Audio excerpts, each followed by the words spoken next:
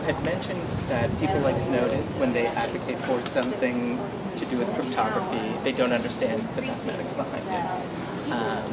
If people like me who are interested in science and technology studies are coming from the humanities or social sciences, will people in the cryptography field listen? And if not, what is STS's role? So what I actually said was kind of the opposite. That when my initial inclination was to say that these very local kind of advocates for cryptography, folks were from Snowden and Julian Assange, that to somehow attribute their enthusiasm to a lack of technical expertise. But that I don't believe that, actually. Okay. That I think there's a different mindset from which these people are coming. But in terms of actually understanding the technology to a point where they can be good users of it, I think they're ahead of me and ahead of most cryptographers who are only quite theoretical. Your second question, though, if people will kind of listen to outsiders, those that come from a more STS background, cryptography's advances have often included the work of kind of I know some of them were hobbyists, when I looked back outsiders. I don't know how many people want to admit it, but if there's a lot of competition today. For example, a very important paper in my view to have come out in the last few years was appeared in a Usenet security conference describing a scheme called S-Script. And the fellow clearly is not a cryptographer, but the paper clearly identifies a strong cryptographic need. And it's taken a while for this to kind of penetrate, moving from the community in which the paper was described to a place where it would really impact but I think that kind of path is possible and slow. Right. I think the biggest struggle for many of us doing this kind of work is how much do we need to know about how the technology works in order to make any sort of claims about it. And so that's something I think we're just trying to navigate. I think you often don't need to know so much that once you find it intimidating. Right. Exactly. There's something that feels a little impenetrable about it or untouchable because of all of it. Well, cryptography is particularly arcane. There has been a dearth of good textbooks on the subject. It's routine for communication to be kind of technically wrong. If you look at old, there was a mailing list called Sci.Crypt years ago, and you could take just any random posting on Sci.Crypt and try and classify, every sentence as, right, wrong, or just, meaningless. And I'm afraid most things were in the second two categories. And it's very hard to speak accurately about this subject. But that doesn't mean that, somehow very precise speech is essential to have any meaningful discourse. How scientific discourse works in general. Sure, that's great. Thank you. I think we're going to have a couple questions, so if we have more, and then I'll have one probably at least. Why not? Nice to meet you. Likewise. So, I don't know when... Just talk like you're talking to me, but you don't have to look at me, please. Okay. But with that volume. Okay. Thank you. Well, I really enjoyed your discussion today. I thought it was not only really insightful, but entertaining as well. And one of the things that you discussed was this idea of funding of studies of cryptology and the development of it, but not necessarily, or some have said that it's not necessarily if you're being paid for by a certain organization that it's for the benefit of that organization. I thought your thoughts on that was really interesting. And I wanted to know if you have noticed any difference between the types of opportunities that are becoming available for cryptographers between agencies and also private organizations, such as companies that are now facing a lot of privacy and cryptology issues being breached, such as Sony and Target and Ashley Madison, corporations like that. It appears that the vast majority of funding in cryptography is not from private sources. There is some, but the majority of it still seems to be government-based, both in the US and in Europe. And there are some systematic differences you see between, the kind of work like with the NSF funds and the DoD funds. DoD of late has become especially interested in obfuscation, for example. And, one possibility is that DARPA sees this as, a potential surprise as part of DARPA's mission is to avoid or to create surprises. And an alternative description is that this is highly impractical stuff at the moment and will probably stay impractical for a very long time.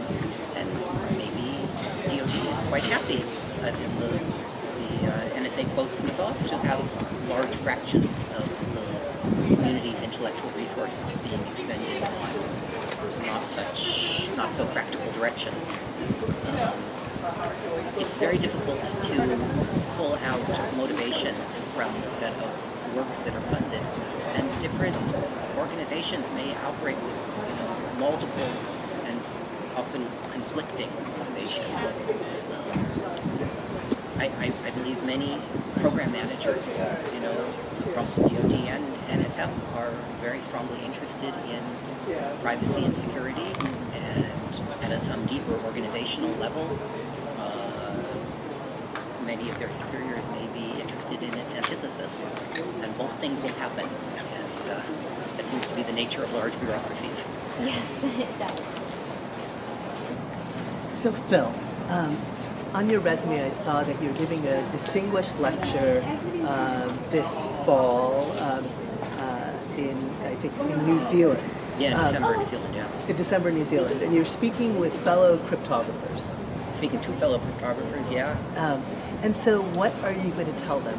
So this was a talk to us, but your audience could just as well have been the cryptographers who are not paying enough attention to the politics of cryptography. Well, I've chosen the title of the moral character of cryptographic work, and I hope to give a talk that convinces cryptographers that cryptographic work has moral character, that it embodies values, that the directions in which we expend our intellectual capital actually have social consequences, which is actually not the prevailing view of this world. Thanks, Phil. Thank you. I think we have two more. Do you mind if I ask one, or you want to ask it first? It's up to you. Please, by all means. Do you think that's no, that's fine. Okay. I'm not just remembering questions. So, Dr. Rogaway, I have a really quick question. My work is specifically interested in counterterrorism and counterterrorist discourses. And I'm curious, so in post 9/11 security discourses, particularly in the 9/11 Commission report, they've stated that it's necessary to bureaucratize imagination in response to, say, like the unknowability of future terrorist acts. And I'm just wondering, particularly that in these discourses of security, cryptography and algorithmic determination come to figure so centrally. And in your talk, you were outlining that it is both sort of this imagination genesis sort of avenue of cryptography, and then the security avenue, the security genesis sort of framework. And so, how, if at all, do you see a marriage between these two forms of cryptographic approaches, sort of as they begin to respond to the way that that's already happening in security discourses? I don't know if that's too... So I think I would have to think what bureaucratization of imagination would entail. I know, it's so interesting. Quite a concept. The approach to doing science that I described on the top, that was kind of imagination genesis, I don't believe this will be very strongly influenced by revelations of mass disclosure or much else. It kind of continues along the trajectory it goes on. But I think, the cryptographic community has lots of parts moving, and there are a fair number of people who are interested in the applicability of what they do. So I asked something something to follow up. I'm not sure I really got at your question. Yeah, I'm just so interested because it seems as though the ways in which cryptography and the relationship of, say, algorithmically derived knowledge is sort of figured by the security state. They are sort of seeing what you're outlining as being these two siloed factions within cryptography as sort of already working together in some senses, right, to produce sort of the optimal way to move forward for security discourses. And so I guess that's why I'm curious if you see that being reflected in trends in cryptography at all, since it seems to be an overlying theme in terms of the way the state approaches this. They seem to have the same analysis that you do, and they see them as working together to help further sort of security aims and counterterrorism. It's very difficult to ascertain the way, the NSA views something. Very little information, comes out. My sense is, as in the quotes going all the way back to Eurocrypt 92, that the cryptographic community is not seen as a serious threat or issue. When I asked Bill Denny what he knew about the academic cryptographic community, he knew nothing. He didn't know of our existence. Right. And maybe that's a fine model. There are so few people that are really doing something that seems to impinge on the pursuits that intelligence agencies are engaged in, that we really are quite ignorable.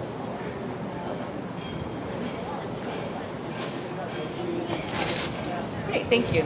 That was such an awesome talk. Thank you. Talk, by the way. I still think I didn't really get your question, though. Sorry. Sorry, that probably is too specific to my own research and not as, I guess, open to... I think you you probably answered the question in your talk. It's just interesting to me that it does seem like counterterrorism is making the same analysis of these communities that you are, and sort of trying to think of ways to creatively engage, I guess, even that bifurcation within the community. See, I think so little of this has to do with terrorism or counterterrorism. Yeah. I think this is all just a convenient discourse that's been spun out for political reasons. Right. Among the documents released, by Snowden was a kind of, statement of purpose from the NSA that said why they do what they do, and it explained clearly that they're there to serve their customers. Yeah. Their customers are the White House, trade organizations, all kinds of organizations across the government. Some of those organizations are interested in counterterrorism. I do too, actually. Completely different agendas. I'm sure that a significant piece of what the NSA does is to do terrorism, but I think that that's probably actually a relatively small piece of the story. I think I would agree with you. Great, thank you so much.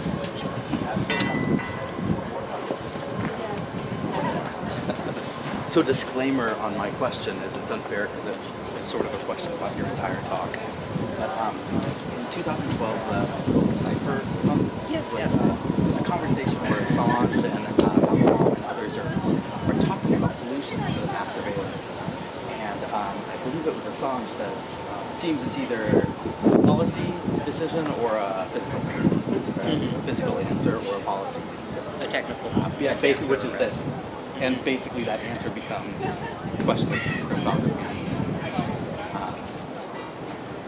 It seems immediately this bifurcation happens between a social response, and it seemed your talk didn't perform that, but was tracing a lot of this quick divide between public or social responsibility and the cryptographic work. So, sorry, that's not yet a question. And there was this statement that I wrote down because I didn't want to mess it up. We said the most basic characteristics of our communications infrastructure are now secret and probably unknowable. And I guess my question would have to swirl around this question beyond the human ability to even comprehend. This is more of an imagination question. What kind of public policy or response do you have at that point? Or is is the solution once again to go back into the cryptographic work? It's very difficult. You can try to layer technical solutions that take completely insecure kind of infrastructure and build on top of it something that actually has desirable properties. And I think this has been the general approach of the privacy-enhancing technology community. You can take an internet that's highly surveilled, but we can still layer tools on top of it that allow journalists and ordinary people to communicate. You could also hope to make progress through legislation and policy.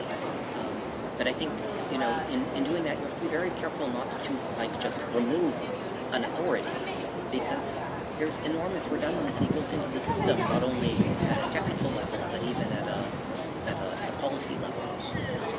Programs will be authorized under multiple different authorities, and when you say, Section 215 of the Patriot Act is gone, that's fine. They have the same data being collected under 4 different authorities, under different programs.